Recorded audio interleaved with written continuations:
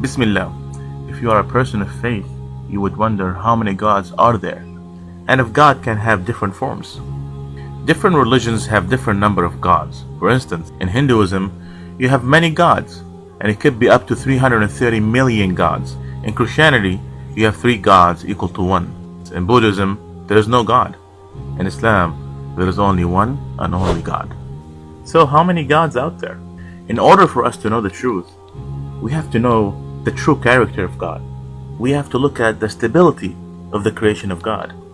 And we have to know the goal of the enemy of God's creation. First, what is the true character of God? If you look at any English dictionary, it would tell you the definition of God is the perfect being, the all-powerful, the all-seeing, the all-wise. Now imagine this scenario where you have 2 gods, God number 1 and God number 2. Can God number 1 keep a secret from God number 2? If God number 1 cannot keep a secret from God number 2, then he is not a powerful God. And if God number 2 cannot know the secret of God number 1, then he is not an all-knowing God. So, can there be more than one perfect God? Didn't Allah subhanahu wa ta'ala say in the Quran, قُلْ هُوَ اللَّهُ أَحَدٌ, say Allah is one? Didn't Jesus, peace be upon him, say it in the Bible when he was asked about the greatest commandment, O Israel, the Lord is our God, the Lord is one? Didn't God said according to the Bible, in the first commandment, thou shalt not have any other God before me? Therefore, God is only one. Secondly, when we look at the creation of God, we can easily recognize the stability of God's creation. The universe is stable because it's governed by a set of laws. The laws of gravity, the laws of rotational motion, and the laws of biology. لو كان فيهما آلهة إلا الله لفسدتا. If there was more than one God, there will be total destruction, no stability. And you think there is more than one God?